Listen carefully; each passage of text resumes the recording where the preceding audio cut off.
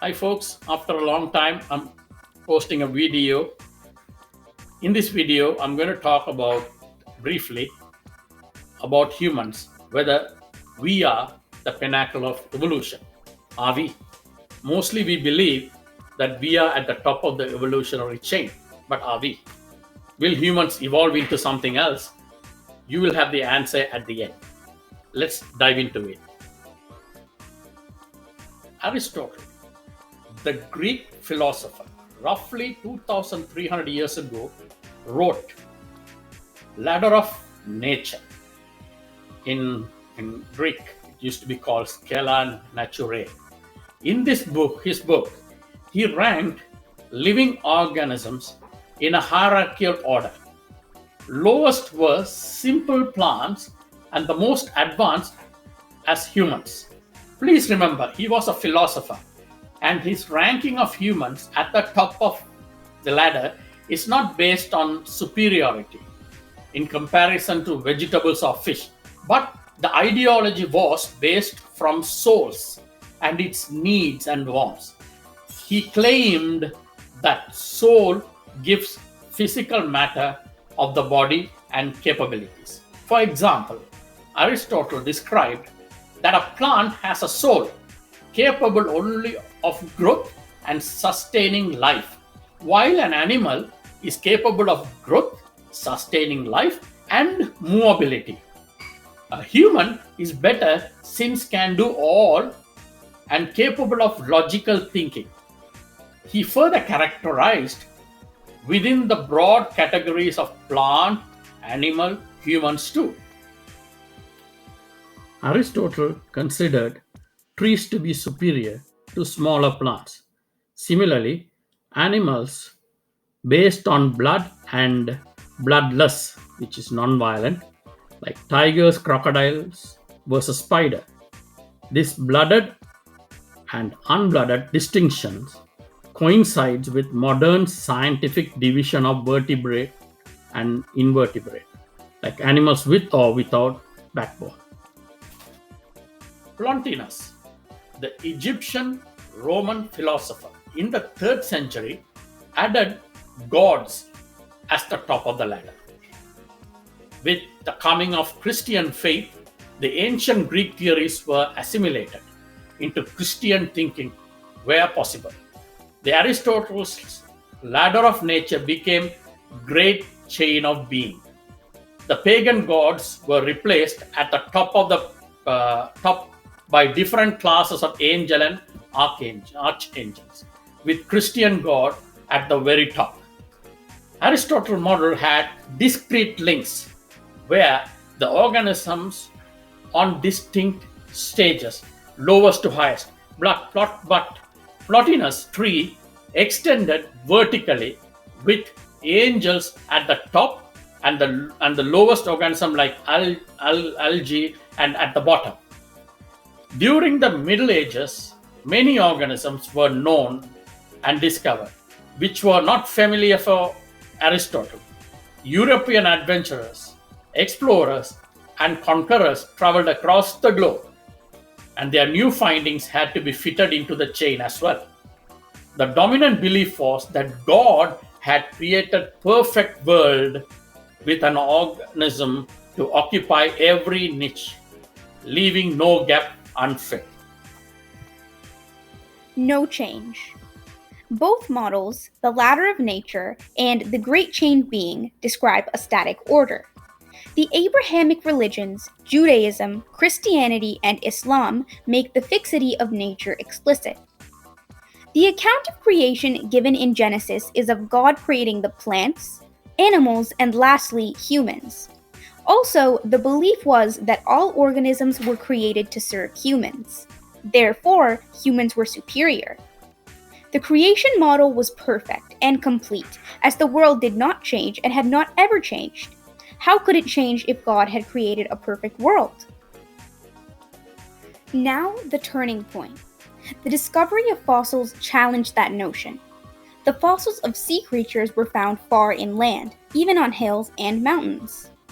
In the beginning of the 19th century, archaeologists and the public began to discover fossils of animals that completely made logical thinkers to question the perfect world theory.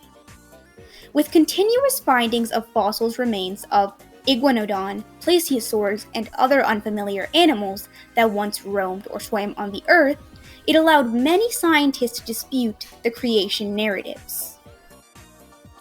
In the second half of the 19th century and the beginning of the 20th, many dinosaurs were discovered, and the humans' view of the past changed forever. But still, there are many holding on to that perfect world theory. Evolution.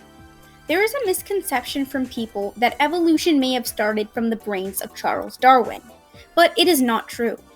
The concept existed even before Aristotle from ancient Greeks, Indians, and Chinese proto-evolutionary ideas.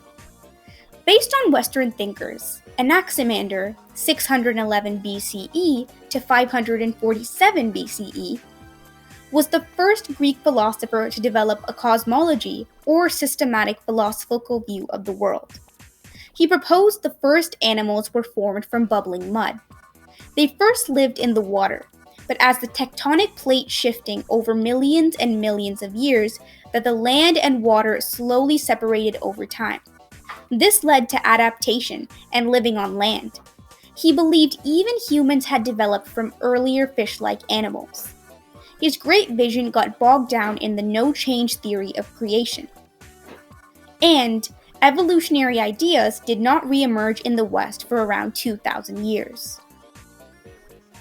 Swedish naturalist Carl Linnaeus, 1707 to 1778, showed us that there were similarities between species that were widely separated by geography.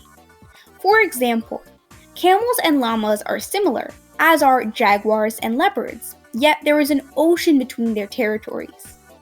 Even in the 18th century, the scientists attempted to explain these variations based on traditional Christian thinking. Perhaps organisms started off perfect, but degenerated over time due to migration of north to south. The French naturalist Jean-Baptiste Lamarck, 1774 to 1829, suggested that rather than degeneration, organisms underwent improvement or adaptation to the environment.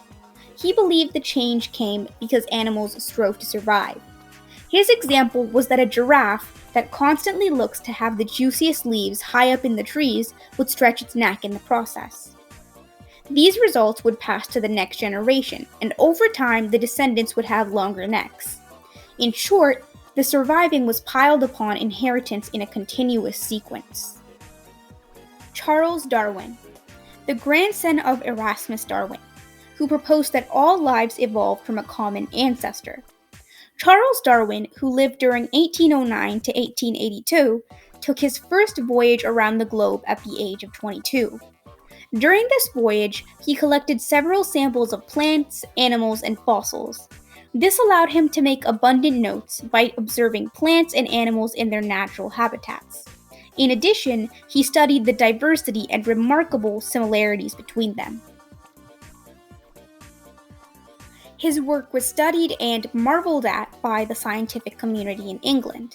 After 4 years and 9 months, he returned to England as a renowned scientist. It took him long to publish one of the greatest books ever written, which changed the world in 1859, known as Origin of Species by Means of Natural Selection. Darwin not only set out to assert that species change over time, but also explained why they do. He cites the method of artificial selection, where the breeding selectivity reinforces the desired traits.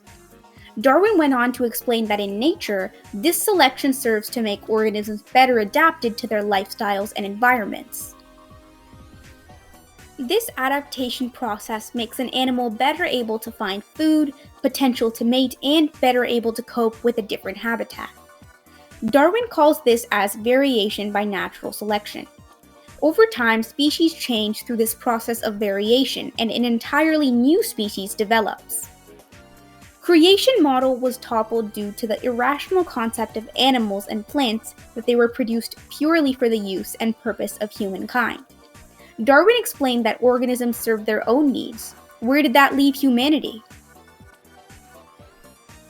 I hope you enjoyed so far from my daughter, Meenakshi. The early models of Aristotle, Ladder of Nature, which is, and the Great Chain Beings by Pompeius, organized the natural world into hierarchy. Darwin sketched the structure of evolution as tree, which may many branches that divide again and again as new species split off from the old ones. Even Darwin's tree put humans at top. So every successful organism is at the end of the branch, so no evolved organism is better than any other. This is difficult, if not impossible, to reconcile with a view in which the natural world is considered a creation of a supernatural being with particular interest in humankind. Now, the final thoughts. The humans are the most advanced or the most evolved species, coming from the fact that we are judging what is advanced based on human standards. We prize that intelligence and think ourselves the most intelligent animals. Intelligence for us is based on human values and achievements. Therefore, it is simply self-justifying claim. However, dolphins or whales might be considered smarter than us. They don't build complex cities or equipments or creating music, literature, or philosophy. But we humans destroy our environments, go on wars to kill scores of people, destroy the livelihood of organisms for their selfish reasons. And you can keep going on. By these certain standards, we might be ranked very low on intelligence scales. Similarly, if we rate organisms by efficient locomotion, longevity, or ability to fly, we humans will not do very well. Even if we judge by survival in its environment or length of time a species has remained successful, then humans won't rank well again. For example, cyanobacteria are extremely simple in physiological terms, but have been around over 3.5 billion years, and they are truly still survivors. The different species of dinosaurs have evolved over 200 million years. Modern humans have not been around for more than 1 million years and will not survive long enough to achieve that feat. Until humans become extinct, like every other organism, will continue to be subject to variation and evolution.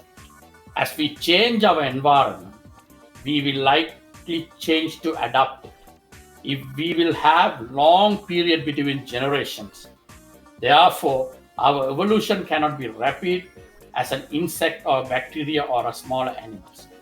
We are all stardust and nothing special in the evolution of organisms. We all have common ancestor, and we should be thankful that we survived and evolved into what we see around us. I hope you enjoyed the video. Thank you. If you haven't subscribed my video channel, please do, and see you in the next video. Thank you. Bye.